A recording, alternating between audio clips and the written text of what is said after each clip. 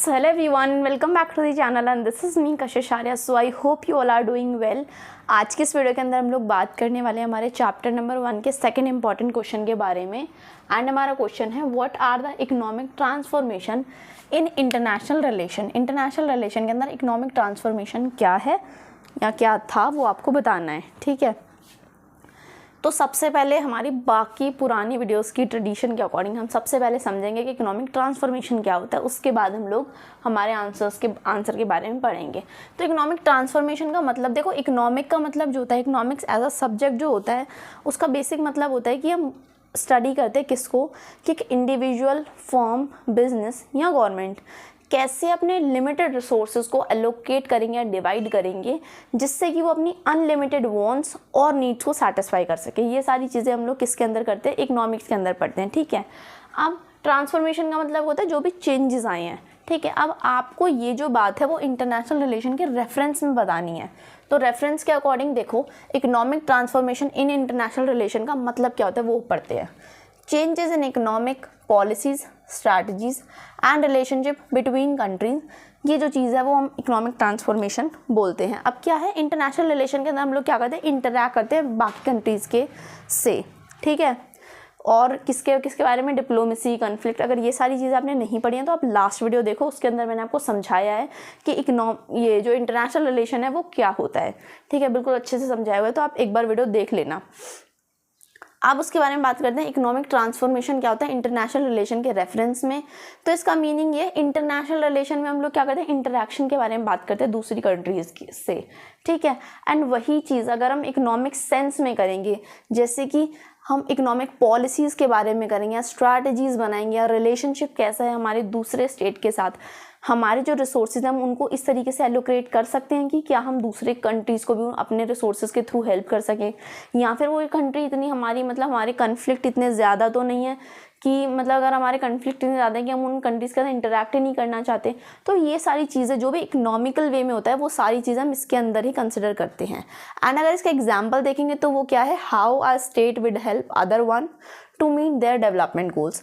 आप कोई ऐसी कंट्री, नेबर कंट्री है आपकी, ठीक है, आप उससे इंटरैक्ट करते हो, आपके बहुत अच्छे कॉपरेशन, आपकी अच्छी उनसे बनती है, आपकी अगर कोई कन्फ्लिक्ट एरिया है तो वहाँ पे आप कोऑपरेट करते हो, ठीक है। तो ऐसे में अगर उनके कुछ डेवलपमेंट गोल्स हैं कि 2035 तक, ठीक है, उन्होंने अपने 5 गोल्स रख रखे हैं कि हमें ये इकोनॉमिकली हमें ये सारे गोल्स को कंप्लीट करना है।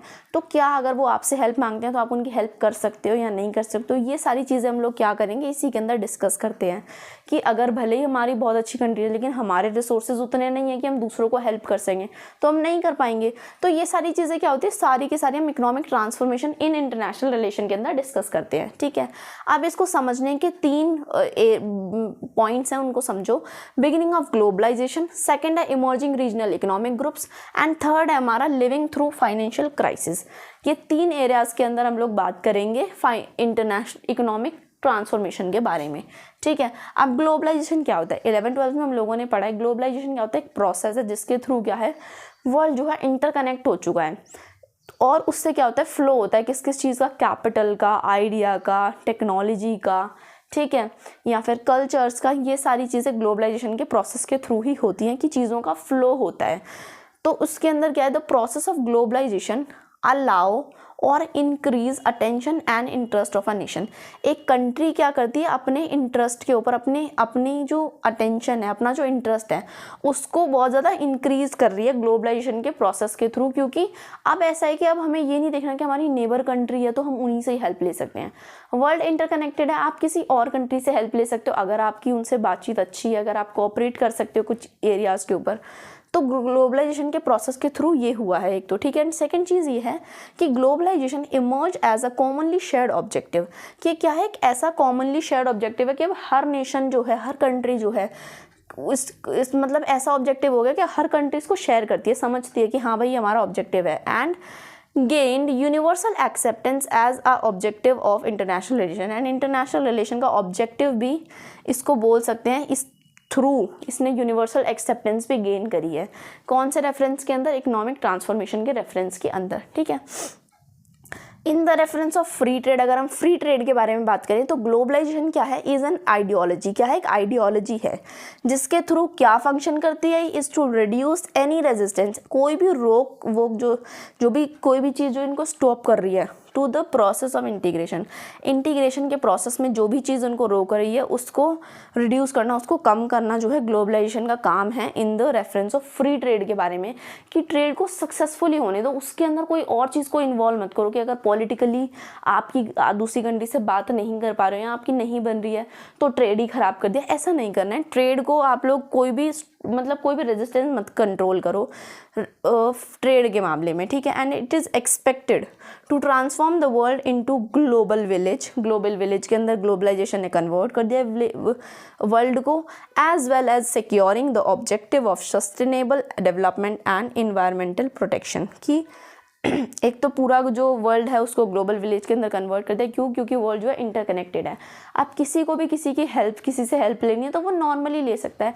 अब हमें सिर्फ ये नहीं देखना कि हमारी जो नेबरिंग कंट्रीज हैं हम उनसे ही लेंगे, क्योंकि वर्ल्ड इंटरकनेक्टेड है तो आप बाकी कंट्रीज से भी बातचीत कर सकते हो, उनसे अपने पॉलिटिकली जो है कोऑपरेट कर सकते हो। जहाँ एरियाज में आपकी बनती अच्छी है, नहीं बनती तो कोऑपरेट कर सकते हो।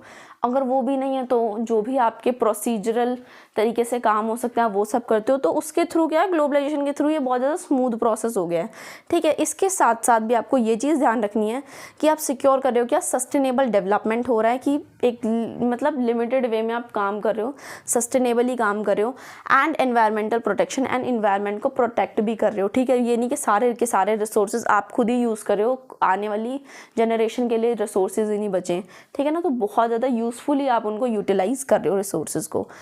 In the area of global problem need global solution. अब क्या है कि जो ग्लोबलाइजेशन के थ्रू अगर हमने इतने सारे बेनिफिट्स पढ़े हैं, कितने सारे पॉजिटिव इम्पैक्ट क्रिएट होते हैं, तो ज़रूर कुछ ना कुछ नेगेटिव इम्पैक्ट भी होंगे ही। तो उन नेगेटिव इम्पैक्ट में क्या है कि जो ग्लोबल प्रॉब्लम आती हैं, क्योंकि अब जो वर्ल्ड इंटरकनेक्टेड है तो एक प्रॉब्लम ऐसा देख के तो आएगी नहीं कि सिर्फ ये इसी कंट्री के पास प्रॉब्लम आएगी, बाकी कंट्रीज़ के पास नहीं आएगी। कोविड-19 इसका बहुत अच्छा एग्जाम्पल है। तो उसमें क्या है, हमें ग्लोबल सोल्यूशन की ज़रूरत है कि सारी कंट्रीज़ मिलकर उस चीज़ के सोल्यूशन के ऊपर वर्क करें। जैसे कोविड-19 में हेल्थ एंड इन्वायरमेंटल इश्यूज जो थे उसमें हम किसी भी एक कंट्री को ब्लेम नहीं कर सकते, क्योंकि इन्वायरमेंटल क्राइसिस भी हर किसी को देखने पड़े थे एंड हेल्थ क्राइसिस भी हर कंट्री को फेस करने पड़े थे। तो इसमें क्या, इसलिए क्या होता है, हेंस इट इज़ नीड, किस चीज़ की ज़रूरत है, participation of all the state, सारे स्टेट का हमें पार्टिसिपेशन की नीड है। अगर ग्लोबल प्रॉब्लम आती है तो हमें ग्लोबल सॉल्यूशन की भी नीड होगी। इसके साथ हमारा बिगिनिंग ऑफ ग्लोबलाइजेशन का जो पॉइंट है वो पूरा क्लियर हो चुका है। अब हम सेकेंड इंपॉर्टेंट पॉइंट के बारे में बात करेंगे, जो कि है इमर्जिंग रीजनल इकोनॉमिक ग्रुप्स। जो इमर्ज हो रहे हैं, कौन से रीजनल इकोनॉमिक ग्रुप, रीजनल जो आपके एरिया के अकॉर्डिंग जो इकोनॉमिक ग्रुप्स बन रहे हैं हम उनकी बात करेंगे अब, ठीक है। The western European economic integration, ये हमारा एक वो है कंट्री का ग्रुप है, ठीक है। Has been source of encouragement, किस चीज़ का सोर्स रहा है, एनकरेजमेंट का, इंस्पायर कर रहा है लोगों को मतलब अदर नेशंस को, ठीक। किस लिए, थ्रू यूरोपियन कॉमन मार्केट, किसके थ्रू, कॉमन यूरोप की जो कॉमन मार्केट है उसके अकॉर्डिंग, और जो कुछ अदर इंस्टीट्यूशन है। कॉमन मार्केट के थ्रू कैसे करा है, क्योंकि इन्होंने अपनी कॉमन मार्केट बनाई जिसके अंदर ये लोग ट्रेड जो करते हैं उसको बहुत फ्रीली करते हैं, कोई भी टैरिफ टैक्स इन सबको आने नहीं देते। ट्रेड को अगर कर रहे हैं तो ट्रेड पर ही फोकस करते, किसी और रीज़न की वजह से ट्रेड के अंदर कोई भी प्रॉब्लम क्रिएट नहीं होती, ठीक है। इससे क्या हुआ, इट रजिस्टर, इन्होंने क्या रजिस्टर करा, रैपिड ग्रोथ, इनको अच्छी ग्रोथ मिली। किन किन एरियाज़ के अंदर, इकोनॉमिकली मिली, टेक्नोलॉजिकल वे में मिली एंड इंडस्ट्रियल वे में मिली, बाय एस्टेब्लिशिंग सुप्रा नेशनल इंस्टीट्यूशन। जो इन्होंने सुप्रा नेशनल इंस्टीट्यूशन बनाए उनके थ्रू इनको ये सारी चीज़ें देखने को मिली। अब आप पूछोगे सुप्रा नेशनल इंस्टीट्यूशन क्या होता है। सुप्रा नेशनल वो इंस्टीट्यूशन को बोला जाता है जिनका जो इम्पैक्ट होता है वो यूनिवर्सली होता है। अगर वो कोई डिसीजन लेती हैं तो यूनिवर्सली इम्पैक्ट करेगा। जैसे कि EU है, यूरोपियन यूनियन है, वो कितनी बड़ी ऑर्गेनाइजेशन है। अगर उनका कोई प्रॉब्लम आती है, जैसे अभी ऑयल इम्पोर्ट्स के बारे में बात हो रही थी कि इंडिया यूरोप से ऑयल इम्पोर्ट करेगा या नहीं करेगा, उस वे में हुई थी। तो आप देख रहे हो कि यूरोपियन यूनियन का कितना बड़ा उसमें इन्वॉल्वमेंट था। उनके डिसीजन को हम इम्पोर्टेंस दे रहे थे, हमारे डिसीजन को वो इम्पोर्टेंस दे। तो इसलिए क्या होता है, जो सुपर नेशनल इंस्टीट्यूशंस होती हैं उनका यूनिवर्सली इम्पैक्ट होता है। उनकी प्रॉब्लम मतलब आपकी प्रॉब्लम, आपको थोड़ा सा उनको देखकर अपना काम करना होता है, ठीक है। इसलिए सुप्रानेशनल इंस्टीट्यूशन उनको बोला जाता है। अब इसके अंदर कौन कौन से इंस्टीट्यूशंस आती हैं, तो जितनी भी वर्ल्ड बैंक, IMF कर जो ग्लोबली ज़्यादातर है ना, वो सारी की सारी इन इंस्टीट्यूशन के अंदर आती हैं, उन्हीं को सुप्रानेशनल इंस्टीट्यूशन बोला जाता है। EU इमर्ज एज पावरफुल सुप्रानेशनल भी बना है, पावरफुली सुप्रानेशनल भी इंस्टीट्यूशन ऑर्गेनाइजेशन बना है, as well as regional organization भी। रीजनली वे में भी वो बहुत ज़्यादा EU पावरफुल है, और सुप्रानेशनल ऑर्गेनाइजेशन के फॉर्म में भी वो बहुत ज़्यादा पावरफुल है। ये इस पॉइंट के अंदर बताया गया है, ठीक है। अब इससे क्या हुआ, क्योंकि देखो इन्होंने एक रीजनल ऑर्गेनाइजेशन बनाया, ग्रुप बनाया, ठीक है, उससे क्या हुआ उससे क्या हुआ, इनको रैपिड ग्रोथ देखने को मिली। सेम क्या होता है, अब अदर कंट्रीज़ ने क्या करा, सेम करा। अब वो एक सिंपल सी बात है, अगर आप कोई काम करते हो उसके अंदर आपको सक्सेस मिलती है तो बाकी लोग भी सेम पाथ को फॉलो करते हैं। तो बाकी कंट्रीज़ ने भी क्या करा, सेम पाथ को फॉलो करा, एंड उसी का रिजल्ट है कि ये जो सार्क और आसियान जैसी एसोसिएशंस है ये बनी थी। अब आपको इनका मीनिंग, मतलब कि इस वर्ड का जो फुल फॉर्म है वो आपको कमेंट करना है, एंड इनका जो ऑब्जेक्टिव था वो बताना है। जैसे कि ये रीजनल कोऑपरेशन के फॉर्म में बनाई गई थी, ऐसे कर आपको दोनों चीज़ें कमेंट करनी है, क्योंकि आप ये 12th के अंदर पढ़ चुके हो तो आप कमेंट करना आपको पता होना चाहिए, ठीक है। लिविंग थ्रू फाइनेंशियल क्राइसिस, इसके मतलब अब हमारा ये वाला पॉइंट भी क्लियर हो चुका है। इमर्जिंग रीजनल इकोनॉमिक ग्रुप्स क्या था, क्योंकि जो ग्रुप्स इमर्ज हो रहे थे इकोनॉमिकली, उन सब के बारे में बात करेंगे। उन्होंने जब ग्रोथ देखी, जब उनकी ग्रोथ हुई तो फिर बाकी कंट्रीज ने भी सेम चीज़ फॉलो करी।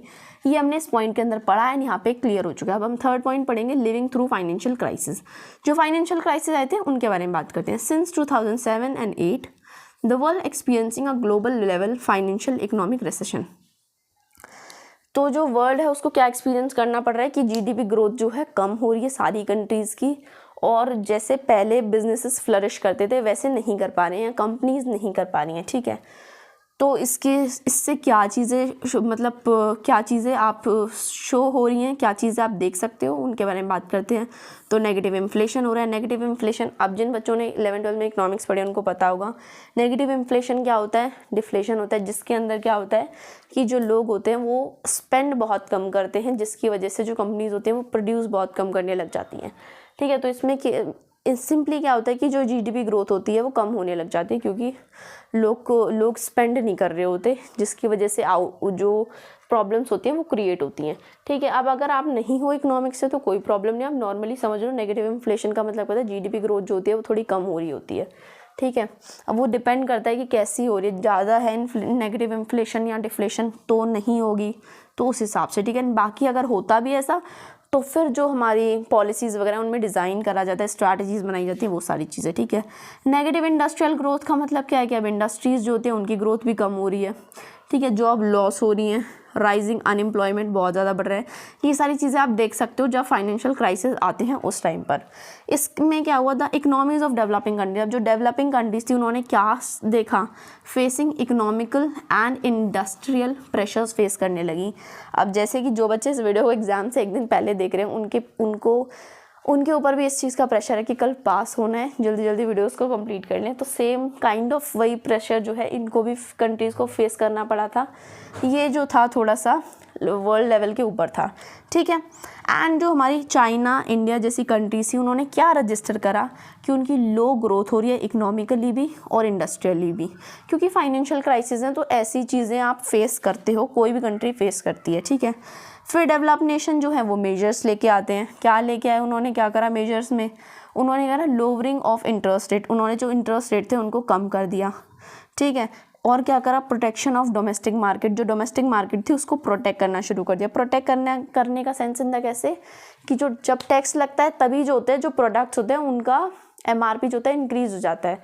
तो इन्होंने क्या करा, टैरिफ्स को हटा दिया, टैक्स को हटा दिया, जहाँ कोटा वोटा लगते थे उन सब चीज़ों को हटा दिया, जिससे कि जो इनकी डोमेस्टिक मार्केट थी वो बेसिकली कंपटीशन खत्म कर दो आप, तो आपकी जो डोमेस्टिक मार्केट होती है वो प्रोटेक्ट हो जाती है। एंड जो इंटरेस्ट रेट थे उनको कम कर दिया। ये सारी चीज़ें इन्होंने ये सारे स्टेप्स इन्होंने लिए, ठीक है। उसके बाद जो वर्ल्ड बैंक और IMF वाली ऑर्गेनाइजेशन है उन्होंने क्या ट्राई करा, टू ओवरकम पोस्ट कोविड-19 situation that affected all types of state.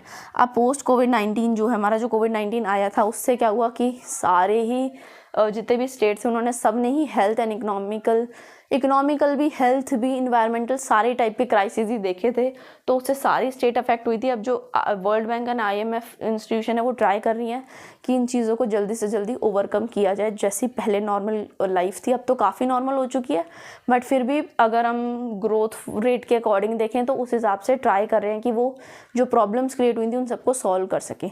सो इसके थ्रू क्या है कि हमारा सारा हमने आंसर समझ लिया है कि इकोनॉमिक ट्रांसफॉर्मेशन क्या होता है, उसके 3 points, beginning of globalization, emerging regional economic groups and third living through financial crisis. अगर आपको ये सारी चीज़ आई होप कि आप लोग ये सारी चीज़ समझ में आ गई होंगी। एंड फिर भी अगर कोई डाउट है तो कमेंट करो, I will try to help you guys out there. And अगर आपने यहाँ तक वीडियो देखी है बिल्कुल एंड तक, तो इस वीडियो को लाइक करो and subscribe to the channel. And मैं मिलूँगी आप लोगों को नेक्स्ट वीडियो के अंदर। Till then bye, thank you.